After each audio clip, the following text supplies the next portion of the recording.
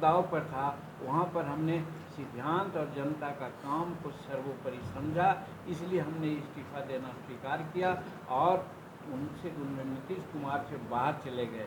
एक प्रश्न और पूछिएगा आप लोग कि भाई कहा गया कि आप एनडीए से अब नहीं हैं, बाहर हैं, तो हम एनडीए में कब थे?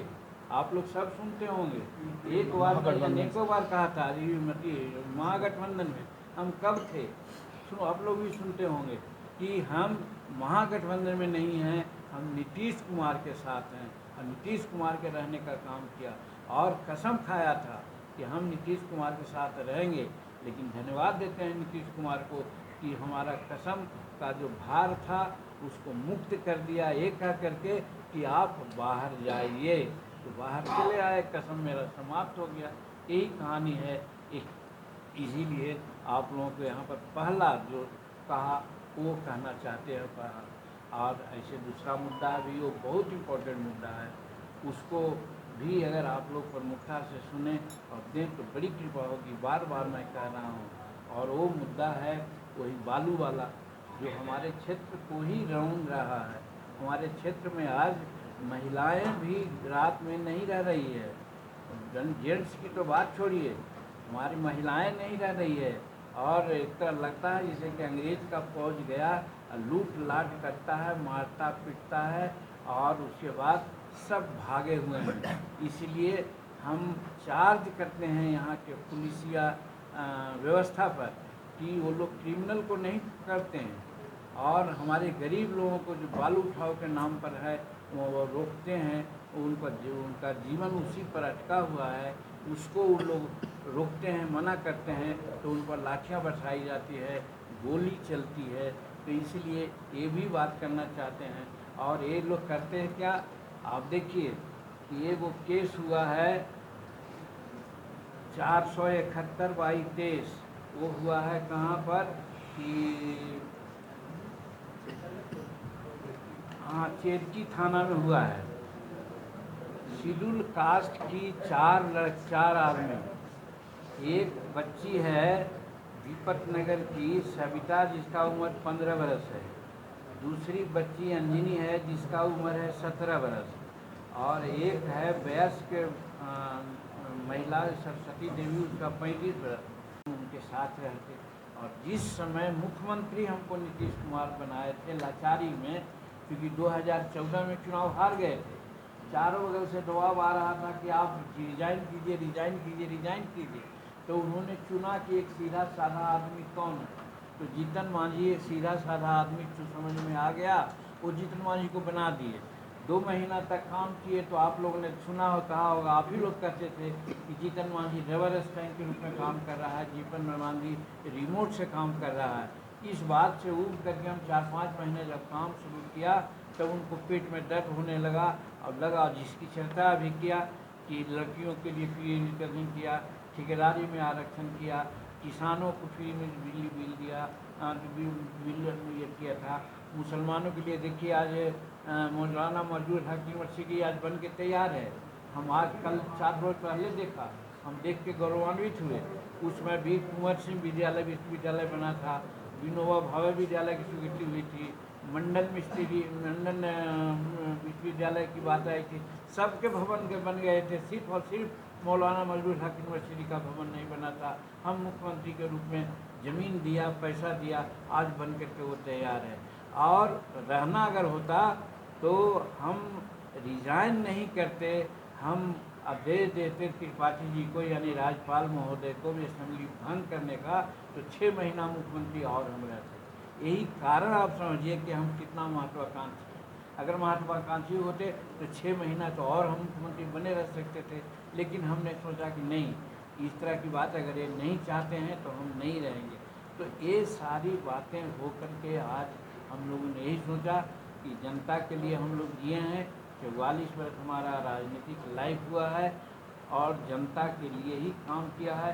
न हमारा कोई बिजनेस है, न हमारा कोई बस है, न हमारा कोई ट्रक है, न हमारा कोई और साइड बिजनेस है। सिर्फ और सिर्फ राजनीति में जनता की सेवा करने में हमने बिताया। लेकिन ये अपमान की बात कि आप हमारे साथ चले आओ, तो उनके पार्टी में हम क्यों जाते? हम तो जिन मुद्दों को इम्प्लीमेंट करने के लिए पार्टी बनाया था, वो मुद्दा अभी बदस्तूर जारी है। बहुत कम ऐसे मुद्दे हैं जिसको इम्प्लीमेंट किया गया है दूसरे रूप में। तो हम तो जब तक ये मुद्दा नहीं पूरा होगा तब तक के हम पार्टी को कायम रखेंगे। और भगवान की कृपा से, आप लोगों की दया से आज हमारी पार्टी चल नहीं रही है, दौड़ रही है। आज 4 विधायक हैं, 1 एमएलसी हैं और हमारा काम चल रहा है। आखिर इस पार्टी को हजारों हजार लोगों का एम्बिशन है कि ये पार्टी को मर्ज नहीं करें। पार्टी हमारे गरीबों के लिए घर हो गई है, सिंबल हो गई है। तो इसीलिए हम पार्टी को मर्ज नहीं करना सोचा और सोचा कि मंत्री पद से इस्तीफा दे दें। और नहीं तो बात सही है, हम आज भी कहते हैं हमको किसी से कोई लेना देना नहीं है, कोई दुख नहीं है, कोई आदमी के प्रति कोई शिकवा शिकायत नहीं है, हमको पूरा सम्मान। शराब नीति में भी हम लोग साथ थे, सब लोग कहा था कि शराब बंद होना चाहिए। लेकिन आज शराब बंद गरीबों के लिए है। जो गरीब पाभर आसे दारू पीता है वो जेल में जाता है। जो बड़े बड़े पदाधिकारी हैं, ठेकेदार हैं, अफसर हैं, ये लोग सब दारू पीते हैं 9-10 बजे के बाद। उनके यहाँ ब्रेथ एनालाइजर नहीं लगता है। ब्रेथ एनालाइजर लगता है जो मजदूर कमा के आता है, पावर कहीं पी लेता है तो उसको ब्रेथ एनालाइजर लगा करके जेल में भेजते हैं। 70% वैसे लोग जेल में है जो गरीब मजदूर है और जिसके बाल बच्चे आज यहाँ फांके चना में हैं, जिसके बारे में हम कह सकते हैं कि हमारी सरकार बेरहम हो गई कि उनके बारे में नहीं सोचती है। और तो और ताड़ी जिसको कहते हैं, टोडिक कहते हैं, वो नेचुरल जूस है। वो शराब के कैटेगरी में नहीं आता है। 1991 के शराब नीति में उसको बताया गया है कि वो शराब नहीं है, उसमें भी रोका जाता है। और जो ताड़ी पीने वाला लोग है, ताड़ी चुहाने वाला लोग है, उसको पकड़ करके जेल में भेजा जा रहा है। लाखों लोग इस व्यवसाय में लगे हुए हैं, वे लोग भी आज निरीह हो रहे हैं, पकड़े जा रहे हैं, मारे पीटे जा रहे हैं। ये सारे समस्या गरीबों का, किसानों का, महिलाओं का, स्टूडेंट का, ये मुँह वाए साफ खड़ा है। हम जब सारे चीज़ का एडवोकेटर थे, एडवोकेशन करते रहे हैं। और नीतीश कुमार से आपने देखा होगा कि जब उनके साथ भी थे, तो चाहे तो आप लोगों के माध्यम से हो या असेंबली के माध्यम से हो, हमने बातें की लेकिन नहीं माना। और तो और फिर वो कहे कि छोटे छोटे दुकान चलाने वाले लोग जो हैं उनको दुकान बंद कर देना चाहिए। यही नीतीश कुमार भी कहते थे कि आप क्यों दुकान चला रहे हैं, आप बंद कर दीजिए, जनता दल यूनाइटेड में चले आइए, और नहीं अगर आइएगा तो बाहर जाइए। हम अपने अकेले नहीं थे, हमारे चारों विधायक, हमारे जो मंत्री सुमन जी थे वो भी थे। पांचों के सामने 2-2, 3-3 बार नीतीश कुमार ने कहा कि आप लोग अपना ऑफिस बंद कीजिए, अपना दुकान बंद कीजिए और नहीं तो बाहर जाइए। हम गए थे समस्या के लिए, 45 मिनट का समय में 30 मिनट तक उन्होंने सिर्फ हमको आने का और जाने का ही उपदेश देते रहे। 10 मिनट में हम अपनी सारी बातों को कहा कि कोई अफसर नहीं सुनता है। हम साहब कितनी ज़मीन किसके कब्जा में है और कब्जा छुड़ा करके सब शेड्यूल कास्ट जिसको आपने पर्चा दिया है उसको आप कब्जा दिलाइए, उसको आप डिमांड बनवाइए, रसीद कटवाइए। ये सब पर एकदम डेढ़ ईयर उन्होंने रखा, कान बंद करके रखा। इस पर भी हमारे गरीब तबके के लोग कहते रहे कि भाई आखिर क्यों नहीं करवाते हैं। और दूसरी बात अभी देख रहे हैं बालू की स्थिति है। जो हमारे किसान खेतों में पानी लेते हैं नदियों से, वो नदियों की गहराई ज़्यादा हो रही है बालू उठाव से। जो नदी 1 फीट गहरी थी, पानी आता था उसमें खेतों में जाता था, आज वो नदी बेतरतीब और अनियमित और गैर कानूनी ढंग से बालू का उठाव हो रहा है, वो नदियाँ 5 फीट तक गहरी हो गई है और कहीं कहीं 20 फीट 25 फीट भी गहरी है।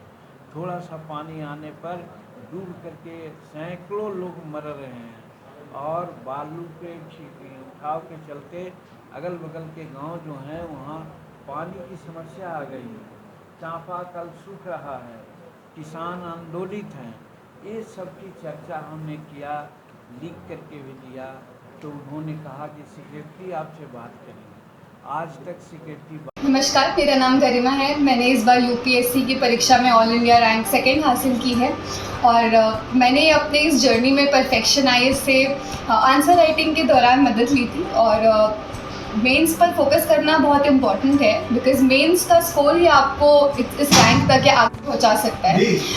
इसके अलावा आई थिंक जो अभी अपकमिंग प्रीलिम्स है उस पर भी आपको काफ़ी फोकस करना चाहिए, बट अल्टीमेटली जो गेम चेंजर होगा वो आपके लिए वो आंसर राइटिंग फॉर मेंस ही होगा। तो आपके पास एक बहुत ही एक्सपर्ट गाइडेंस है परफेक्शन आईएएस के अंदर, आई थिंक एंड मेंस पर फोकस करना इज वेरी इंपॉर्टेंट।